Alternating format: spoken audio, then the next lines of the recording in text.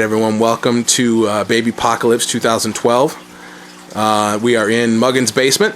Say hi. Oh, it's the Geneguard. There's Muggins right there.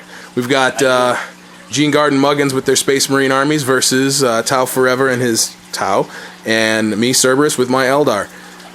We're not going to do an overview of the armies because there's just too much stuff on the table, so we're just going to do a quick sweep. Lots of railguns. They're going to be needed. Plenty of wave serpents over here. We actually have the Court of the Young King with the Avatar and one of every aspect squad because I like my bright colors. And on the other side, it's kind of monochromatic. We have two different shades of green with the Mantis Warriors. Lots of Land Raiders and Land Speeders. And then over here on the other side of the river, we have Geneguard's Salamanders. And how many dreadnoughts? 6? 7 dreadnoughts, some coming down in pods. We do have quite a bit in reserve, including a Revenant Titan for the Eldar. Plenty of cover to hide behind. And we're going to start with first turn goes to the Marines. Check back at the bottom of 1. Alright, so here we are at the end of top of turn 1. The Space Marine line advanced. Land Raiders trundled forward. Speeders are hugging some cover. Storm Raven turbo boosted to get up close to drop off all its Terminators and every other nasty bit it's got. One Land Raider did immobilize itself on some cover. The Linebreaker Squadron moved up. Ashmantle is hiding behind some trees. The Salamanders also advanced. Terminators got out and managed to wreck one of the little Tau skimmers. And over here, we had an Ironclad Dreadnought disembark from a Lucius Pattern drop pod and immobilize himself, so he was unable to do anything. As far as some casualties on the Xenos side, the Tau have a unit of Kroot that are fleeing. They're running laterally because they can't move through their own vehicles. Over here on the Eldar side, casualties were a little bit more, but still not too bad. We've got a couple Wave Serpents who are stunned. I'm sorry, shaken. One who is shaken and immobilized with the Scorpions in it. And we lost one Shining Spear. Otherwise, we're pretty good. Oh, the Falcon is also shaken. Let's get ready for the Xenos counterattack in the bottom of turn 1. Yeah, I'm looking for jobs here in the U.S. Alright, here we are at the bottom of turn 1. The Tau kind of spread around a little bit, and about 3/4 of the army shot into Vulcan and his Terminators and managed to wipe them out, but it was an awful lot of fire they had to use. The Dreadnought is still okay. He's immobilized, but he has not been destroyed. There was another Dreadnought that was marching up the board that did get destroyed by railgun fire. Not much else happened actually in the center of the table. All this stuff is still alive and kicking. That nasty Land Raider with a command squad, Librarian, Chaplain, Chapter Master is still moving forward. The Eldar spread their lines out as well and took some pot shots all over the board. The Avatar first blew one arm off the Dreadnought with a melt-a-shot, and then got 4 penetrating hits in close combat and absolutely destroyed him. Fire Dragons jumped out of their Falcon and shot down the Storm Raven. That's the 3rd Storm Raven that this squad of Fire Dragons has shot down in their career. Rather proud of them. Unfortunately, wasn't able to do much about the cargo that the Storm Raven had. Terminators are still moving, and the Dreadnought is untouched. Took some shots of the Whirlwind hoping to stun it because the Whirlwinds suck against Eldar. Didn't do anything to the Predators, and we did drop a Night Spinner template on the 2 Land Speeders right there, so they are starting the turn in difficult and dangerous terrain. One of them is also shaken. That's about it. Let's turn back in after the top of turn 2. Okay, here we are at the end of the top of turn 2. We see a Hammerhead has been blown up by the Land Raider with its multi-melta. Some Terminators deep struck in and spread out. Other Dreadnought came in. Terminators again disembarking. We had some stealth suits over here that are no longer there. They were taken out as well. Off on the side with the Kroot, the speed bump of Kroot. The first one is gone. The second one is running themselves off the table as well. Back over here on the Eldar side, we see the Night Spinner that actually managed to immobilize both the Land Speeders on their dangerous terrain tests. Has been blown up. We've got the command squad with the Captain, Chaplain, and Librarian who stayed in the Land Raider. Jumped out and completely annihilated the Dark Reapers. They did lose one Marine from the command squad in return. Terminators in here, ganged up on the last 2 Shining Spears. That Wave Serpent was blown up, and the Dire Avengers had to emergency disembark, so they're kind of sitting ducks next turn. And an awful lot of fire came into this Falcon, along with the Dreadnought charging it. And the end result is it's missing a pulsar, and it is shaken. Otherwise, it's okay. We also lost 1 Fire Dragon to the Whirlwind. And that is it for the top of 2. Let's move on to the bottom of 2, when we are going to see the Revenant Titan and some flyers come in on the Xenos side.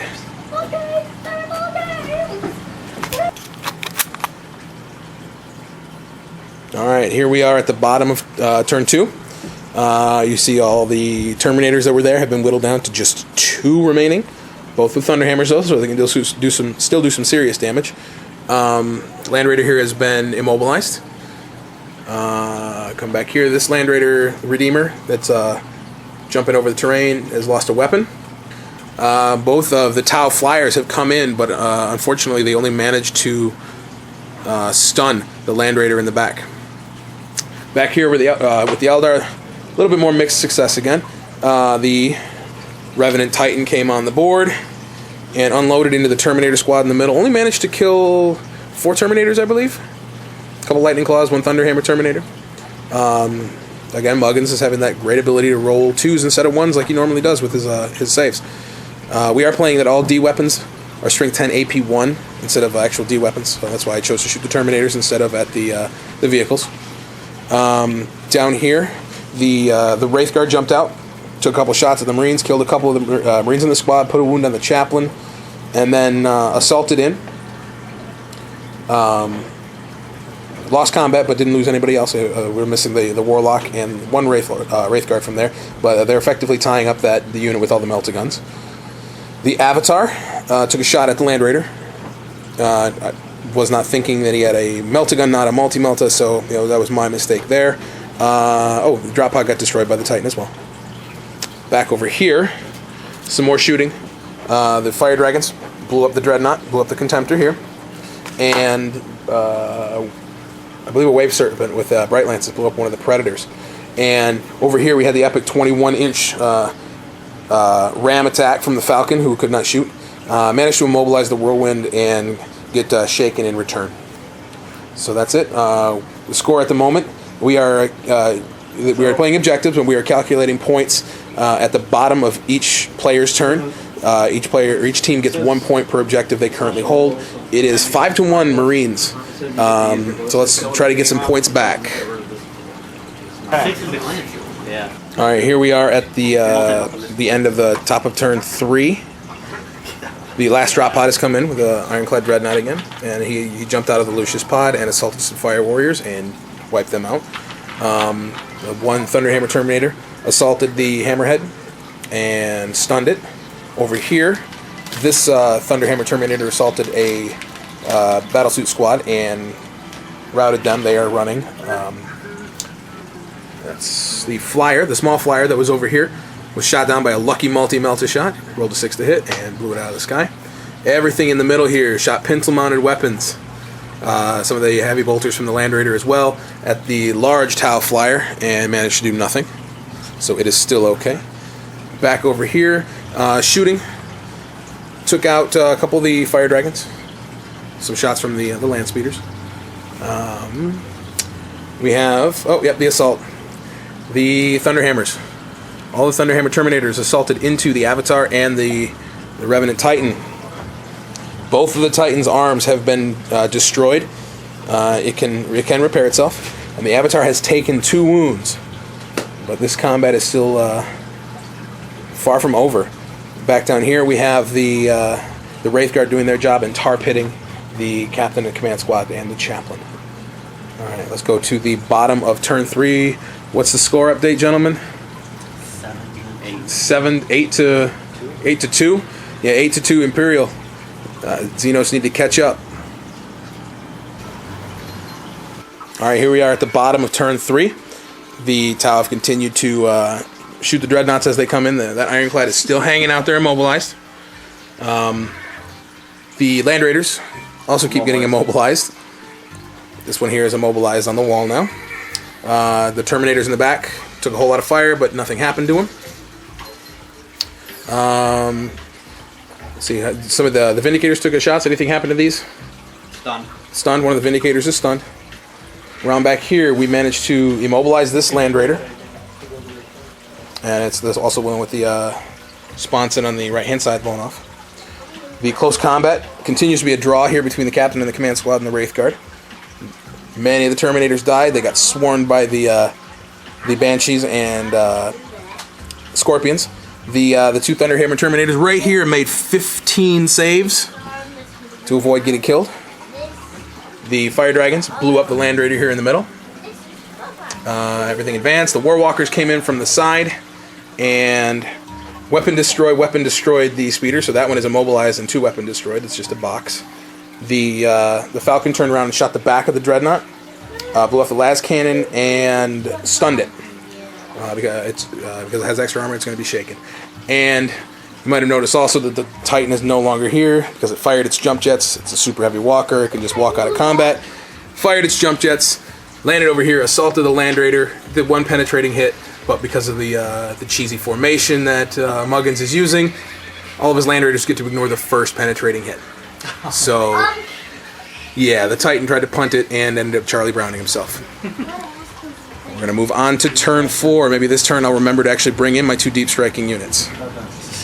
But we're just playing one more turn. All right, here we are at the end of the top of turn 4. The assault here is finally ended. The Terminators finally went down to the striking Scorpions. 2 of the Wraith Guard actually died in combat. The Avatar killed the last Terminator and is making his move towards that Land Raider. The Dreadnought assaulted in on the Warwalkers and managed to shake them both. Not a whole lot else went on over here. But in the middle of the table, you can see there is no Titan. That's because after all the shooting from the Predators, Land Raider, a Vindicator, they managed to knock out all the structure points.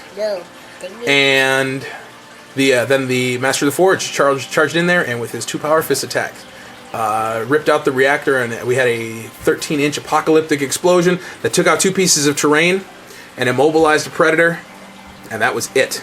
Nothing else died. Everything either failed to wound or they made their saves. The Master of the Forge went to ground, got the 6, and is still alive inexplicably. Over here, things still keep slogging it out. Vindicators moving forward. Land Raider also moving forward. Master of the Forge right behind him. As it stands now, the objectives are 12 for the Imperial and 5 for the Xenos. Let's see if we can't score a couple more points at the bottom of this turn. I need to get a round of shooting before all the drop. Okay, here we are at the bottom of 4, and we're going to call the game due to time. Over here, all the Tau shooting didn't do much. Railguns bouncing off of armor, there's some cover. That big old Terminator squad is still holding that objective. Still got to mobilize Land Raiders and units moving up. Over on this side of the table, this Land Raider is turned into a giant pillbox. It's got no weapons. It's immobilized thanks to the Avatar. The combat over here continues with the Banshees and the Scorpions charging in. The command squad and the chaplain are gone, but the chapter master made, almost 12 saves, I think, between power weapons and Scorpion chainswords, and survived them all, including a couple of insta-kills from the Scorpion Exarch. Librarian also made actually, I failed to hit or wound him with the Banshees that were attacking him. But we did win combat, so they're stuck in. Dragons blew up another land speeder. Back over here, the Wraith Lord charged into combat, managed to do some more damage to the Dreadnought, but did not destroy it. Eldrad bravely jumped out of the Wave Serpent and killed a couple scouts. Back over here, we blew off some weapons on a Predator with the Falcon, and for some divine retribution, the Warp Spiders finally decided to come onto the table and kill the Master of the Forge in retribution for blowing up the Titan. This objective managed to be contested so by the Land Raider and the lone scout that's there. So the final total for today is the Imperial forces 15 and the Xenos 13, and the Xenos force make a run at it towards the end of the game with 7. Let's hope we can do this again Next baby. some other kind of apocalypse. Well, maybe not Baby-Pocalypse, but just big congratulations Thank you. to Muggins and his impending Doom. child, impending doom, funny. Geneguard and his twins born last month, and me myself had one born in February. Adam, Sorry. Not that No? I know of. Not that I nothing, know of. none you know of. All right, see you guys in the next bat rep.